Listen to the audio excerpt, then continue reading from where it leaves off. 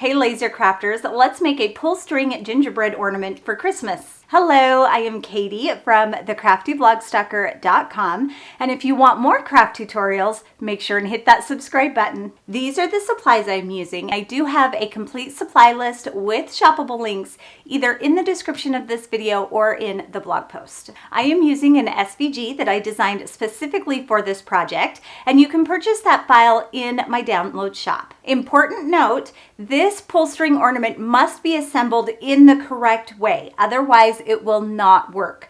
So make sure to watch through the tutorial to see how to do that. I start by cutting my 3mm MDF in my laser cutting machine. I've got a large sheet of paper covering my table to protect it from paint, and I have all of my laser cut pieces here. I'm just gonna dump them out. And the first thing I'll do is just make sure that I have all of the pieces. Lay them all out. There are engraved numbers on some of the pieces, so I know which side is up. For this front piece, put it together just like a jigsaw puzzle. I know I have all of my pieces, so I can start painting. When I paint, especially these little pieces, I like to take a big strip of masking tape, fold it over on itself, and stick it to my paper surface. Then group light colors together. So this one will be white. I can grab other pieces that will be white. I like to assemble the pieces first to make sure that I'm painting the right side.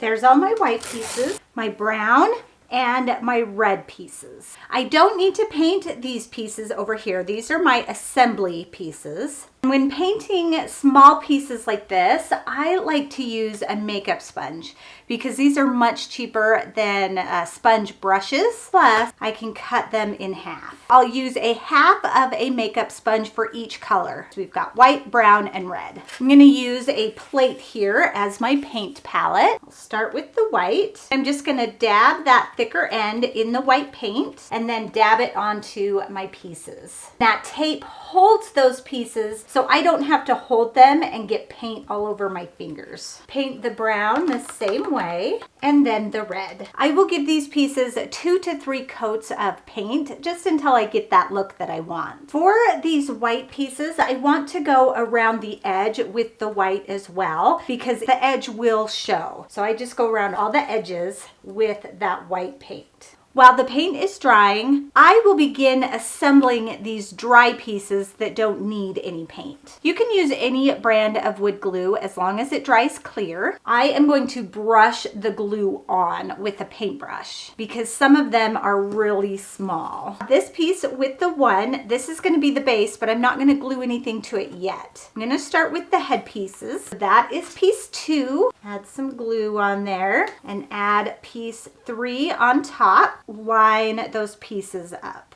and press them together. The center of that piece didn't get pushed out, so I'm just going to use a weeding tool to get that out. Add glue on top of 3 and stack 4. Lining everything up as perfectly as possible. There's that stack. These are the smaller pieces. We have a left and a right big one and a small left and right. These don't matter what order they go in as long as the lefts are on top of the lefts and the rights are on top of the rights. These are the super tiny ones. I'm going to come back to that base piece that has the number 1 on it. Add some glue and stack 4 on top of 1. There are score lines in there to help guide you and make it as straight as possible. We've got the big ones and the little ones. I'm going to start with the little ones. A little bit of glue. Grab my rights and then my lefts. I kind of made a mess there with my glue, but that is okay. I'll just need to make sure that that is dry completely before I add my string because I don't want my string getting stuck in the glue. We're going to add our pegs to this back piece, and 2 of those didn't come out. I'll just use a weeding tool to punch those little squares out. These little rectangle pegs are going to go inside.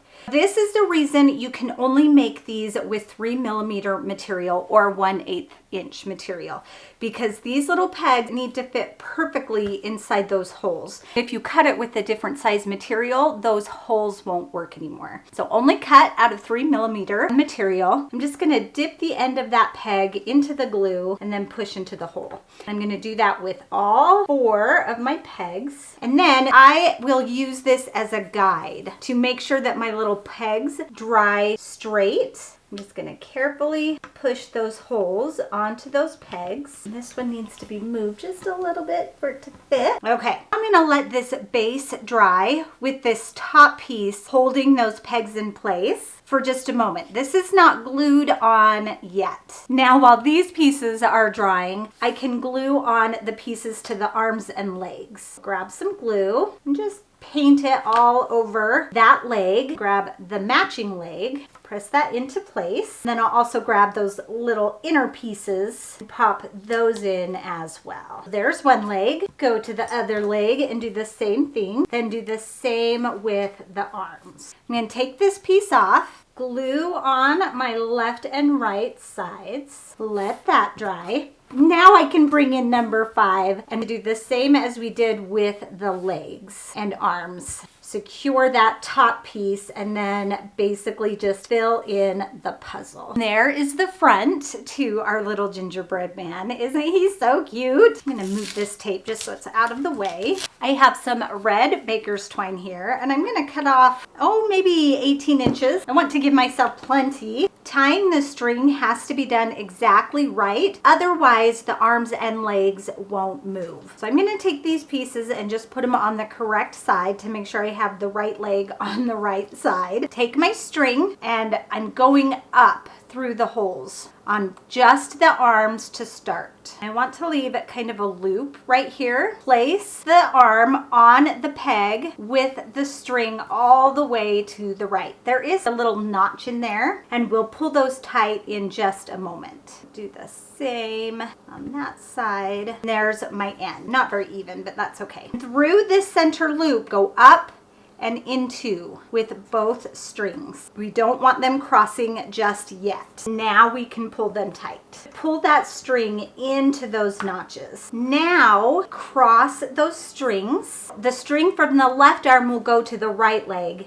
and the string from the right arm will go to the left leg. Do the same thing, go up with that string on both sides. And this time, go under its own string. Push that on and pull that tight so the string goes into that groove. Same with the right leg, go under the string from the left arm and then pull those tight. Here is where you can test to make sure that your string works. Our cover isn't on, so we have to be careful, but we can lift it up and pull and see how those arms and legs do what they're supposed to.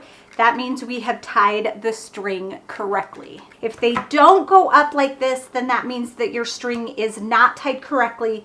Just pull it out and start back over. I'm gonna tie a knot in the string, and then I'll cut that string just a little bit below that knot. Now I can glue on my top. Add a little bit of glue there to 4, and be careful not to get the string in the glue. I'm also gonna put just a dab of glue on the top of each of those pegs. Then I can place my top. It helps to get even with your table. Make sure that all the pieces are lining up. Then I just need to let my little gingerbread man dry. Isn't this little gingerbread man so cute with his arms that go up and down? I had so much fun with this file that I also made a gingerbread girl, a Santa Claus, a snowman, and a cute Rudolph reindeer. Which one is your favorite? I do not have a tutorial for each ornament, but they are all assembled the same way, with the most important being the way that you tie that string. Make sure to go and grab the SVG file for these super cute pull string ornaments